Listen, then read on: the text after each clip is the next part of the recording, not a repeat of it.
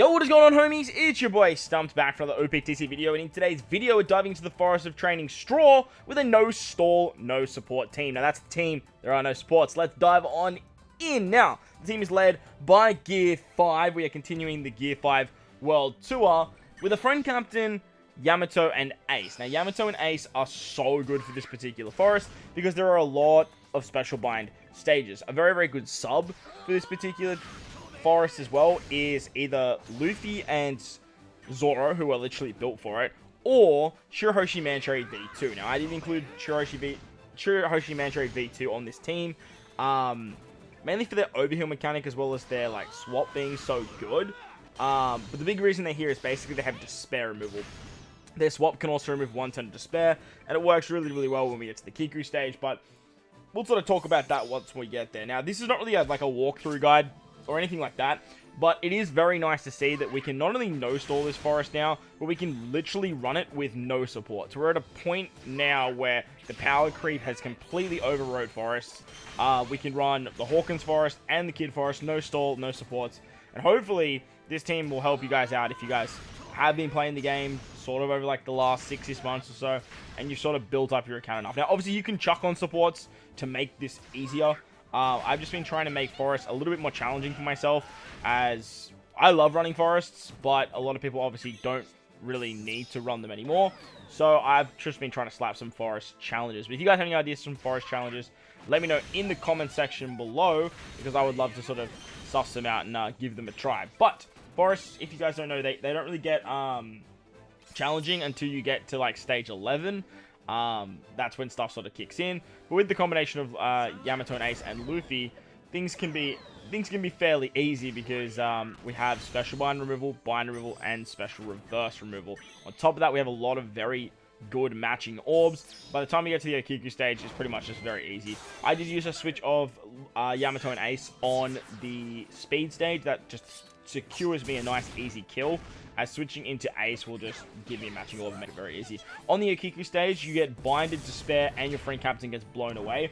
This particular stage makes the no-stall run actually fairly difficult, but to get it done nice and easy with this team, we're actually bringing the new Momo. Now, I do understand most people prioritize Gear 5, so if you are trying to run this team, you might be missing out on Momo, but he is pretty much crucial because he gives you 4 turns of an attack boost and just end turn damage, which allows us to kill Okiku in one turn, as well as basically to remove the captain blowaway, so that way we get our friend captain back for the Raizo stage. On the Raizo stage, we get a full board of tandem slots which are unfavorable. We can then switch with our Yamato and Ace, and then literally just 2-tap and easily kill here, thanks to that attack boost that Momo can give us carried over. Onto the speed stage, this is where stuff kind of starts to get more challenging. He puts up Threshold, and he has a barrier, and after this turn, you are going to get the Super Orb Lock. So ideally, you want to try and keep as many orbs that aren't type orbs as possible. But Gear 5 does have the ability to actually increase the chance of landing on Psi and recovery slots. So you can get some pretty good luck there. There is burn here too, so be careful of that. As you can see, I did keep the Wano slot on Momo. That was actually fairly important just to do some damage, but like it's not crucial. Because like I said, you do get super orb locked on this stage against Conjurer and Kinemon. They are going to paralyze your top row, and I believe they give you special reverse as well. But again, Gear 5, he just gets around that. Now that we're in the Gear 5 form as well, we're actually going through the defensive effects, as you guys saw on that stage against, what's his name? Hold'em. And from here on out, we are going to lose 10% of our HP. However, it's not that detrimental, as we have the switch of Shirahoshi Mancherry to keep us alive. Plus, we have some healing with Sanji, and pinch healing, all that sort of stuff. Just makes this very, very easy. Onto the Kyoshiro stage now. We do get Special Bind once again. Can be easily removed thanks to Yamato and Ace. We're utilizing their switch ability pretty much every single turn now.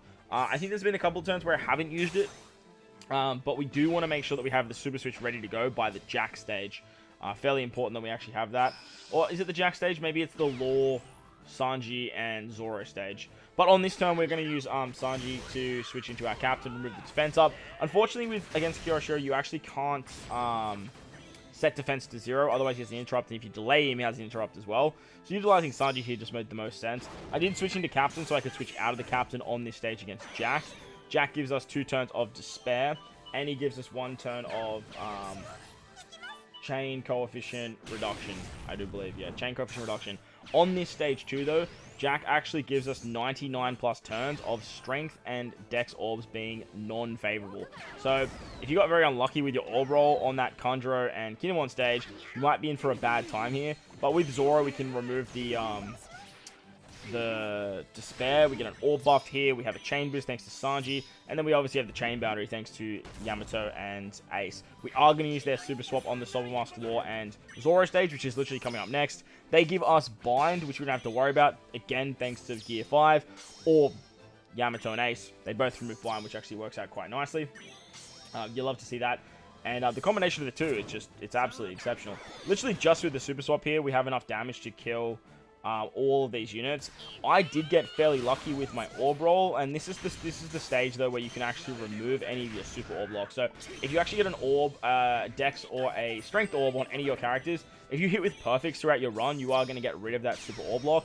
And as you guys saw there with Gear 5, he got a badly matching orb, so I just wanted to get rid of that, and I've just been hitting perfects my whole way through.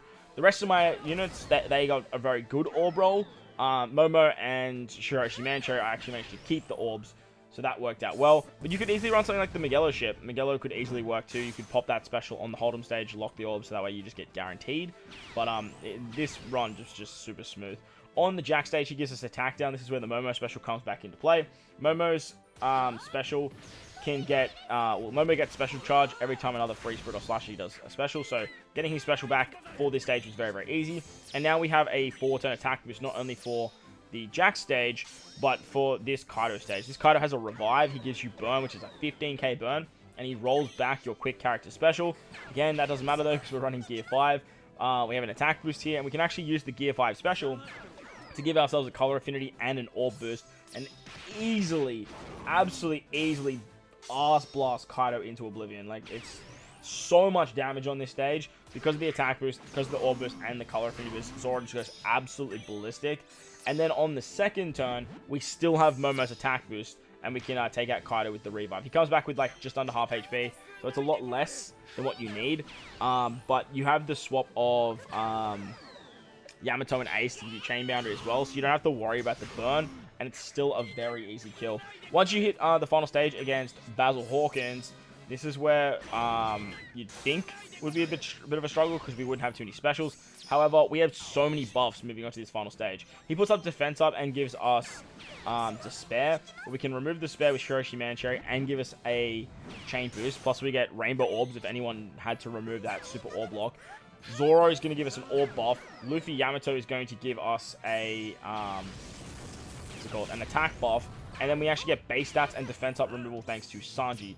You don't have to switch with Yamato and Ace as well, because you can get the chain boundary from Sanji, and it all works out pretty nicely there. But as you can see, like, we have so many buffs here, and literally with 2 taps we can kill Hawkins. So very, very smooth run, very, very good team. If you guys are struggling with Hawkins Forest, hopefully this team will help you guys out. If you did enjoy the video, make sure to belt the like button, hit the subscribe button, do all that good stuff for me. Most importantly, whether you guys are in these beautiful worlds, make sure to enjoy the rest of your day. As always, homies, thank you for watching, and I'll catch you all in the next one. Later!